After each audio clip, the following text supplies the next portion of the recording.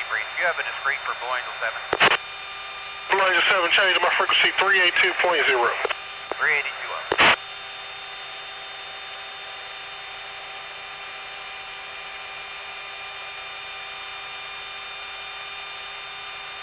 Good. Now all that comm stuff should be over for us. There we go. This is our end of season show here. Mark. Blue Angel 7, Seabreeze, yep. Got you loud and clear, how me? Roger, sir, have you to say? We'll take a break and then we'll start our training here again in December for next year. That'll start from December to January. Then in early January we depart and head to El Centro, California for our winter training. That lasts till mid-March, flying 3 times a day, about 6 days a week. And then we will start our road seasons then in the middle of March, coming back in and out of Pensacola every weekend. Puts us on the road about 300 days out of the year. Pretty tough and demanding schedule. Now, for us as the pilots, we have one of the greatest courtesies in life is that we have some of the best professionals working for us down in the maintenance and support division, given us for the past their big claim to fame, which or big unmatched trophy is that they have had a 100% aircraft availability for the last 49 years. In other words, we've never had to cancel a show because of an aircraft maintenance or support problem. They all work together, and they are the top Navy and Marine professionals working down there, both men and women on the airplane. And it is a distinct pleasure for me to be a part of the team with those folks down there. Kind of the unsung heroes too, if you will, because a lot of people think, oh, the Blue Angels, that's the 6 pilots out there. And it's really not. It's all 116 personnel that are working under the auspice of the Navy's Flight Demonstration Squadron, from the boss down to the most junior airmen in the squadron. What I'm going to do right now is set us up. Altitude. Altitude. I'm just going to turn the airplane around on what we call a wing over maneuver, Mark. As I do that, you'll get the sensation that I'm going to use aircraft G. However, I'm going to make sure that I only keep about 1 G on the airplane so that you'll never feel like you're out of the seat.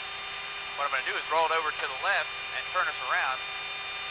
And under a constant 1 G, instead of thinking you might want to fall off to the left-hand side, again, just like in your Chief Engineer Cessna, you'll see that you're constantly keeping your weight pressed down on the seat, and that's just the sensation of aircraft G. Right now, here we are in 1 G, 90 degrees off. You don't want to fall off to the left. Lift your hand up, it falls right back down into your lap. And that's just the G on the airframe. This is a graceful way of turning around in the horizontal and vertical. This is exactly what our 2 solo pilots do at the end of the flight line. Altitude. As they turn back around to come in on their opposing pattern, where they come at each other with about 1,200 miles per hour of closure, doing their minimum separation passes throughout. Right now, what I'll explain to you is our diamond and one of their maneuvers. If you picture us on the boss's jet, the diamond maintains what we call a 36-inch wingtip to canopy separation. That means off of that right wingtip out there, that yellow wingtip, 36 inches away, is the canopy of our number 2 pilot, Ben Hancock. Now, if you picture us in Ben's airplane, and you didn't have the canopy here, he could probably reach out and grab a hold of the boss's wing. That's how tight they are in formation. They're not flying off instruments.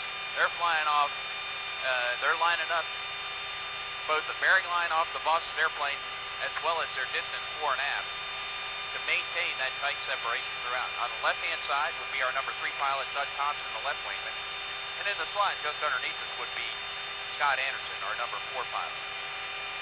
I'll show you right now our diamond roll profile. Very graceful maneuver. The boss has to be very smooth, very predictable for all the pilots to maintain that tight separation. Otherwise, they have to start getting further apart and separating themselves from each other. The boss is smooth and predictable. Those guys are listening to his communications and then working off of a timing. And instead of, like when you think of flying formation as reacting to what the other airplane is doing, they are actually moving their airplane at the same time. So the boss will say, up we go, And on the G and go, they'll start to pull back on the stick. Well, so are they. So that everybody moves at the same time. Rolling now 360 degrees has won in a graceful maneuver. But if you were to ask those pilots, right here at 25 degrees nose up, boss would say, okay, and start to roll to the left. Those pilots wouldn't tell you it's all that graceful to fly. They would tell you it's a very dynamic maneuver because of the fact that they have to hold that tight formation here through the inverted, then coming back down all the way around.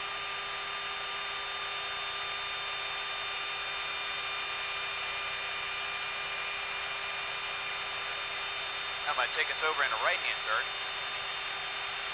And I've slowly programmed in about 2.5 Gs now, Mark. How does that feel? Pretty heavy. Yeah, you can feel a little bit of pull on your face. Right. Now I'm increasing it now to about 3 Gs. Try lifting your hand up off your That's lap. what I'm doing. Yeah. They don't want to come up. You can see, you feel it across your whole body. Coming around to 3.5 now. If you start to lose vision or anything, you got to start pushing with your legs. Push that blood back up to your head. Did you get any of those sensations there? No, I didn't get dizzy at all. Oh, good. Didn't get it. I just wanted to show you that because now, if you look off the left-hand side, you can see our smoke trail shadow along the water. You see it? Oh, there it is. Okay.